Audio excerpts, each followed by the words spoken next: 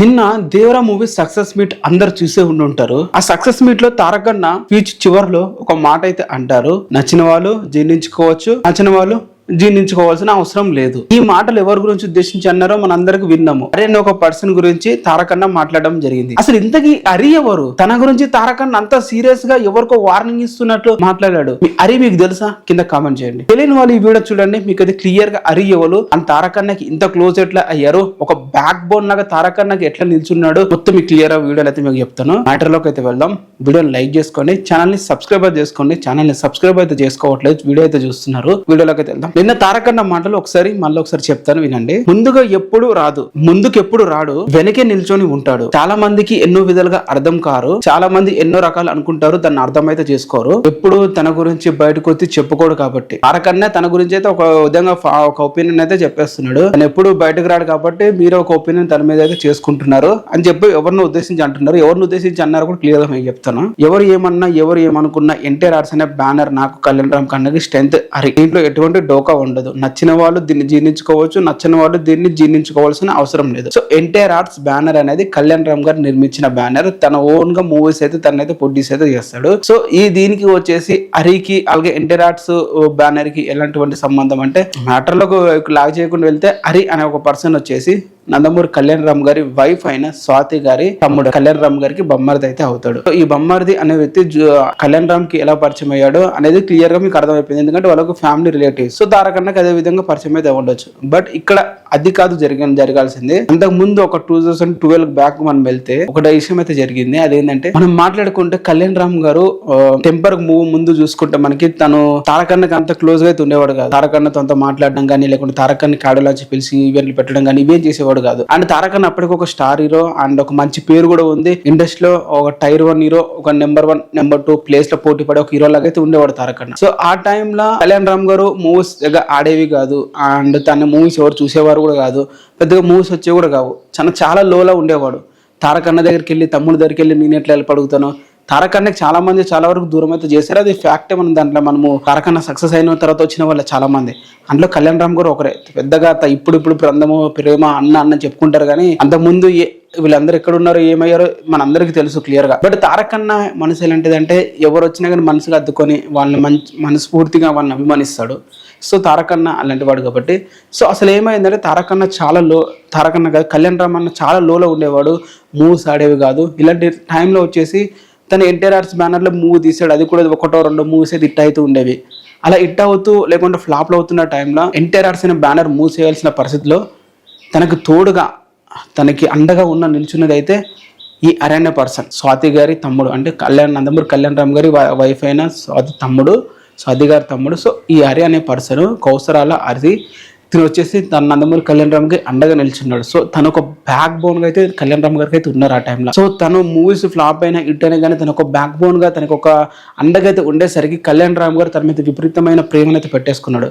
ఎలా అంటే మీరు ఓం 3D ఆడియో లాంచ్ చూడండి. ఆడియో లాంచ్ లో కళ్యాణ్ రామ్ గారు ఒక మాట అంటారు, నాకు బ్యాక్ బోన్, నాకు స్ట్రెంగ్త్. సేమ్ నిన్న తారక్ అన్న ఏం మాట్లాడినాడు అదే మాటలైతే అనడం అయితే జరుగుతుంది కళ్యాణ్ రామ్ గారు కూడా. సో హరి గురించి ఆ విధంగా అప్పుడు ఒక ఒపీనియన్ అయితే ఫార్మ్ అవుట్ చేసుకున్నారు. నందమూరి కళ్యాణ్ రామ్ హరి అంటే ఆ బాండింగ్ వేరే ఉంటుంది, బాబా మరదలు కాబట్టి. సో వీళ్ళు జూనియర్ ఎన్టీఆర్ అన్నకి ఇట్లా క్లోజ్ అయ్యారంటే ఎప్పుడైతే టెంపర్ మూవీ ముందు అయితే ఏమేమి జరిగిన పరిస్థితులు మనం అన్న చూసే ఉంటామో, సో దాని ద్వారా నందమూరి కళ్యాణ్ రామ్ జూనియర్ ఎన్టీఆర్ గారు అయితే ఒకటైతే అయ్యారు. అండ్ ఇద్దరు ఒకటై ఎప్పుడు ఆడియో లాంచ్ జరిగిన ఏ రిలీజ్ ఈవెంట్ జరిగిన ఇద్దరు కలిసి రావడం అయితే మొదలు పెట్టారు టెంపర్ మూవీ నుంచి. సో ఇక్కడ టెంపర్ మూవీ నుంచి ఎందుకు కలిసారంటే అప్పుడే ఓం 3D ఆడియో లాంచ్ మన హరి గురించి అయితే మాట్లాడడం జరిగింది. ఓం 3D తర్వాత వచ్చిన మూవీ పటాసు. సో కళ్యాణ్ రామ్ గారి లైఫ్ చేంజ్ మూవ్మెంట్ కి కూడా ఈ హరి అనే ఒక పర్సన్ అయితే బాగా యూజ్ అవుతాడు. పటాస్ లాంటి మూవీ అంగే ఒప్పుకోవడం కానీ, లేకుంటే జూనియర్ ఎన్టీఆర్ అని ఇంకా తమ్ముడే కదా, తమ్ముడు దూరం పెట్టడం ఎందుకు, తమ్ముడితో కలిసి ఉండాలని చెప్పి కొన్ని సలహాలు ఇవ్వడం కానీ, ఇవన్నీ ఇవ్వడంతో కళ్యాణ్ రామ్ కానీ జూనియర్ ఎన్టీఆర్ కానీ కలిసి అప్పటి నుంచి ప్రతి ఆడియో లాంచ్కి ఈవెంట్ కానీ వచ్చేవారు. సో వీళ్ళిద్దరు కలవడానికి ఒక పర్సన్ హరి అని చెప్పొచ్చు.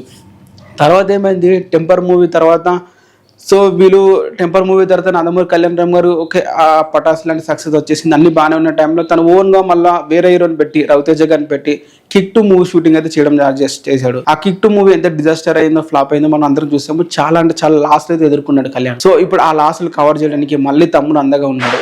తమ్ముడు వచ్చేసి మళ్ళీ తమ్ముడితో జైలు అవకాశం మూవీ అప్పుడే వరుసగా 3 హిట్లు కొట్టిన టెంపర్, నానక ప్రేమతో అండ్ జనతా గారి జిట్టు కొట్టిన తర్వాత కళ్యాణ్ రామ్కి ప్రొడ్యూసర్ గా జైలుకి వస్తే అది కూడా తక్కువ రెమ్యునేషన్ తో చాలా తక్కువ బడ్జెట్ లో కంప్లీట్ చేసేసి కళ్యాణ్ రామ్కి ఫుల్ గా లాభాలు వచ్చేటట్లు చేశాడు. ఆ మూవీ ప్రొడక్షన్ హౌస్ లేకుంటే ఆ ఎంటైర్స్ ఆ మొత్తం వచ్చేసి బాధ్యతలన్నీ హరి గారు అయితే చూసుకునేవారు. ఆ హరి గారు అప్పుడు ఆ ప్రొడక్షన్ టైంలో జూనియర్ ఎన్టీఆర్ బాగా ఇంప్రెస్ అయ్యారు అండ్ తనని ఒక ఇంప్రెస్ ఒపీనియన్ అయితే రావడమే జరిగింది. సో జూనియర్ ఎన్టీఆర్ గారి తర్వాత జైలుకి వచ్చిన తర్వాత అరవింద సమేత తీయడం జరిగింది. అరవింద సమేత సక్సెస్ అయిన తర్వాత జూనియర్ ఎన్టీఆర్కి పర్సనల్గా ఉన్న పియర్స్ అందరూ ఎవరు లేకపోవడం వల్ల అండ్ అలాగే RRR మూవీ తర్వాత కూడా ఎవరైనా ఒక పర్సనల్ పియర్గా ఉండాలి, లేకుంటే తన ప్రొఫెషనల్ విషయంగా ఏదైనా ఏం చేయాలి ఏం చేయకూడదు ఇవన్నీ ఒక డిస్కషన్గా ఒకళ్ళు ఉండాలి అని చెప్పి ఈ హరి అనే పర్సన్ అయితే మొత్తానికి తన బాధ్యతలను ఇవ్వడం అయితే జరిగింది. సో హరి అనే పర్సన్ ఏం చేస్తాడంటే తారక్ అన్నని ఎవరైనా కలవాలన్నా లేకుంటే తారక్ అన్న ఏదైనా షెడ్యూల్ చేయాలన్నా మొత్తం తిన అండలా ఉంటాయి అనమాట, తిన ప్లానింగ్లో ఉంటాడు. సో ఇప్పుడు తారక్ అన్న దగ్గరికి వెళ్ళి ఫోటో దిగాలన్నా ముందు ఇతను పర్మిషన్ తీసుకోవాలి.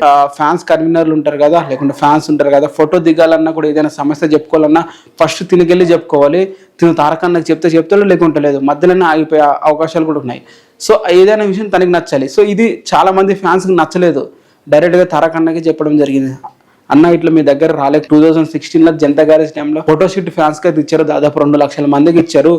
అండ్ జనతా గ్యారేజ్ రిలీజ్ అయ్యి 10 సంవత్సరాలు అయిపోతుంది, ఇప్పటికి మాకు ఎటువంటి ఫోటోషూట్ కానీ లేకుంటే ఫ్యామిలీ మనం కలవడానికి కానీ ఏమైతే లేదు. మొత్తం అనే పర్సనే తన దగ్గర ఉన్న వాళ్ళని పిలుచుకుంటున్నాడు తప్ప తన తెలిసిన వాళ్ళని నీ దగ్గర రానిస్తున్నాడు తప్ప మమ్మల్ని రానివ్వట్లేదు అని చెప్పి తారక్ అన్న దగ్గర కంప్లైంట్ చేశారు కొంతమంది ఫ్యాన్స్. సో తారక్ అన్న నిన్న ఉద్దేశించి మాట్లాడింది ఫ్యాన్స్ గురించే, ఎవరి గురించి కాదు, ఫ్యాన్స్ గురించే మాట్లాడడం జరిగింది. ఫ్యాన్స్ లో కొంతమంది కన్వీనర్లు కానీ కొంతమంది ఫ్యాన్స్ కానీ ఆర్య అనే పర్సన్ అయితే నచ్చట్లేదు. సో తను ఏ చేయాలన్న తారక్ అన్నకు ముందే చెప్పాలని దీని పర్మిషన్ తీసుకోవాలన్న విషయం అసలు వీళ్ళకి నచ్చట్లేదు, తారక్ ఫ్యాన్స్ కన్వీనర్లు కానీ ఫ్యాన్స్ కానీ. సో వాళ్ళు ఒపీనియన్ తారక్ అన్న చెప్పడం కానీ తారక్ అన్న నిన్న మాట్లాడడం జరిగింది, మీకు ఇష్టం ఉంటే జీర్ణించుకోండి, ఇష్టం ఇవ్వకపోతే జీర్ణించుకోవాల్సిన అవసరం లేదని.